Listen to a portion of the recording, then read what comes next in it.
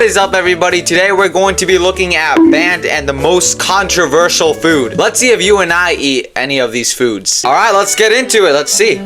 Hey Majors, so I'd like to start off with a little biology lesson. When a species finds itself living on an island, it can start to evolve in strange ways based on the different pressures applied by the new environment. This is called island syndrome, and while it can manifest in a lot of ways, the biggest driving force is often a lack of predators. For example, the dodo lost its ability to fly since there was nothing to flee from. The same isn't the dodo extinct? Got twice as big since it no longer had to hide. And with no one around to bully them, the Sardinians started putting maggots in their cheese. Meet Kazumarzu, literal translation, rotten cheese. It's made by taking a perfectly good wheel of pecorino and letting a special type of fly lay eggs in it. Alright, I already know this is going to be bad, because if you have food and insects in the same sentence, like bro, I'm not getting near any of that. People back then were absolutely crazy, man. Unless they still do it now. The fly babies then work to partially digest the cheese, rendering it goopy and wet and maybe quite tasty and worm-filled. Yo, that's nasty! The concept is already quite suspect. It's clotted milk that you fill with bacteria and mold and let sit for a while. But cheese is safe and delicious. Cheese is my friend. I trust cheese. So my guard would be down around Kazumarzu. I've learned to look past a cheese's childhood. Strange upbringings are what give them their character. But it turns out, those maggots are still alive. And if you don't do well, Yo, back then they normalized eating insects alive? They can cause enteric myiasis, which is a fancy term for fly larvae living in your intestines. Symptoms are similar to food poisoning, except with the added psychic pain of knowing that, again, your bowels are full of squiggly new friends. Can you imagine having like real life insects like eating you alive inside? Bro.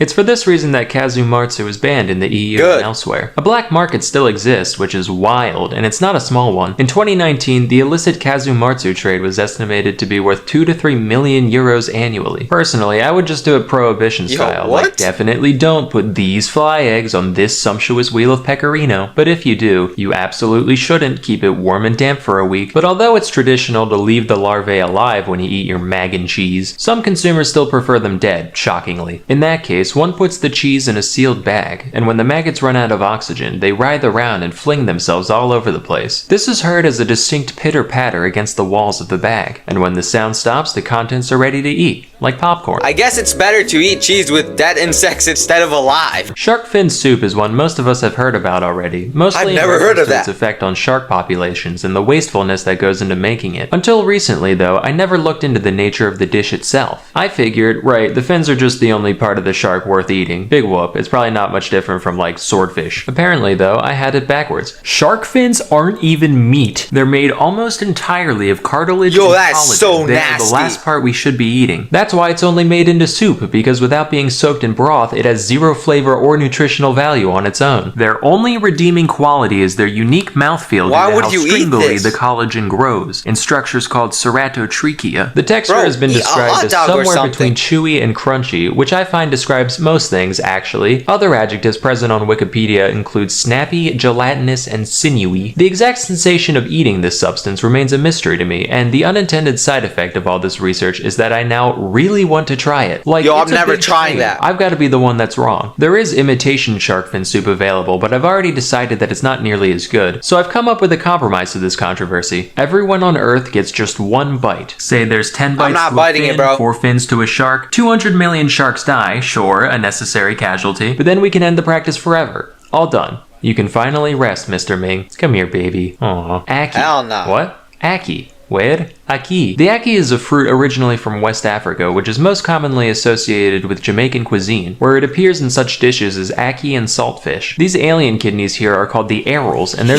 part of— why does that thing look like a deformed bean? Their flavor is on the savory side, being described as kind of nutty or bean-like. What makes the aki controversial, though, is the effects it can cause when prepared improperly. If the arils are allowed to completely ripen, they're harmless, but if you eat them too early, or don't thoroughly clean off all the non-aril stuff, they can cause Jamaican vomiting sickness. What the hell is that? This doesn't sound real. It sounds like it belongs next to Eastern sweats and Tangerian bone grindings, but that's actually an official term, and as for symptoms, it does what it says on the tin. Plus maybe death. While aki-based we're aren't gonna eat outright something that can illegal in cause the us United death? States, they are very tightly regulated, and the raw fruit itself cannot be imported. So if you're Good. American and want to try it, your options are fully cooked canned ackee or going to Florida where a few people grow it domestically. Next we have bird's nest soup. This is another one that I've heard of that before. And Isn't for that years, from I just China? assumed the name was a playful metaphor like ants on a log or shit on a shingle. Turns out, nope, this dish contains an actual bird nest, not like a pile of twigs like I was That's so picturing, but rather nasty. a specific type of nest only made by certain species of swiftlets. These nests are mostly made out of mucins, which are a set of proteins that, among other things, serve to thicken all those wonderful secretions our bodies make. There's a little bit in human saliva, a little bit more in mucus, and in swiftlet saliva, look out, pal. So all the swiftlet does is it finds a nice wall, starts